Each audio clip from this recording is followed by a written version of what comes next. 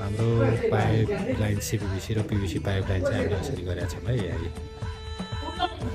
भित्तामा यति ग्याप छ, यति ग्याप भएपछि यहाँनिर मजाले कलर पनि लाउनु हुन्छ, रोलर सोलर छिर्छ। अनि त्यसपछि यो पालहरू यसरी पाइप टाइट गर्दाखेरि चाहिँ नि पाल टाल्दाखेरि राम्रो नटालिने हुँदो रहेछ, मसला राम्ररी नछिर्ने। त्यो भएर हामीले चाहिँ यतिको ग्यापमा चाहिँ पाइप हालेका छौँ है। यसरी हामीले चाहिँ ह्याङ्गिङ क्ल्याम्पलाई यसरी हालेका छौँ। यो भयो, यहाँ कतिवटा, एउटा दुईवटा तिनवटा चारवटा पाँचवटा छवटा पाइप छ यो तलको लागि। दुईवटा मोटरको भयो, एउटा रिभर्स लाइन भयो, दुईवटा तातो र चिसो तलको बाथरुमको लागि भयो, अनि एउटा चाहिँ नि बाहिर धाराको लागि एक्स्ट्रा पाइप, यो चाहिँ माथिबाटै एक्स्ट्रा पाइप हालेको छ। यसरी पाइप लाइन मेरो गएको छ है। यो चाहिँ वेस्ट वाटरको पाइप लाइन भयो पिभिसी, यतापट्टि चाहिँ सोइलको छ पाइप लाइन। यसरी पाइप लाइन हामीले हाल्यौँ। माथि पनि एकचोटि देखाउँछु है हजुरहरूलाई। ल यसरी भयो, 2 4 6 8वटा पाइप यहाँ छ। माथि गएपछि 10वटा पाइप है, दुईवटा पाइप फेरि थप्यो।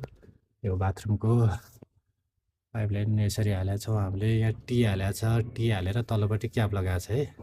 कहिलेकाहीँ वाटर ह्यामरिङ हुन्छ, त्यो वाटर ह्यामरिङ भयो भने चाहिँ धारा खोल्दाखेरि प्याट्ट, अनि खोल्दा या बन्द गर्दा प्याट्ट प्याट्ट आवाज आउँछ, त्यसलाई चाहिँ भन्छ वाटर ह्यामरिङ। त्यसले पाइपले फिटिङमा हानेको है, त्यो हुन्छ। अब यो अवस्थामा चाहिँ यसरी हामीले छोड्यो भने चाहिँ यो ठाउँमा चाहिँ हामीले प्रेसर रिलिज भल्भ भन्ने हुन्छ, त्यो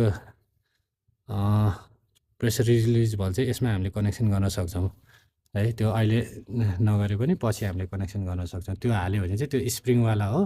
हामीले धारा खोल्दाखेरि या बन्द गर्दाखेरि चाहिँ त्यो स्प्रिङमा आएर पानी ठोकिन्छ र पानी चाहिँ उनले फिटिङमा हान्न पाउँदैन, र फिटिङको आयु चाहिँ अलिक धेरै समयसम्म हुन्छ है, फिटिङ र पाइपको आयु। हामीले कतिपय धारा खोल्दाखेरि प्याट्ट प्याट्ट आवाज आउँछ नि, त्यो भनेको वाटर ह्यामरिङ भएको है।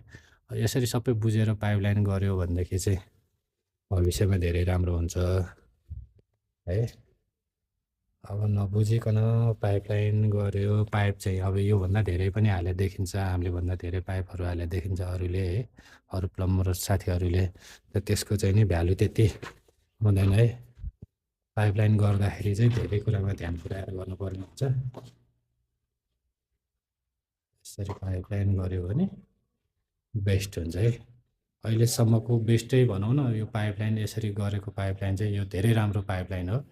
यो चाहिँ तलबाट हालेको पाइप लाइन चाहिँ टायल पछि चाहिँ फुट्ने सम्भावना, टायल फुटाउने यताउति दुनियाँ समस्या हुन्छ है। अब माथिबाट यसरी पाइप हालिसकेपछि यो माथि कहिले फुट्दैन पाइप होइन।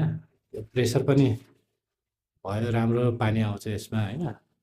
अब प्रेसर हामीले चेक गर्छौँ, प्रेसर टेस्ट गर्छौँ, ट्याङ्की फिटिङ भएको छैन। ट्याङ्की फिटिङ भएपछि प्रेसर टेस्ट गरेर हामीले चाहिँ सबैलाई ओके भनेपछि अनि टायल लाउन सुरु गर्छौँ। यसमा चाहिँ यो वाला कमरको सिस्टम भयो, यसमा चाहिँ अलिकति डिजाइन छ।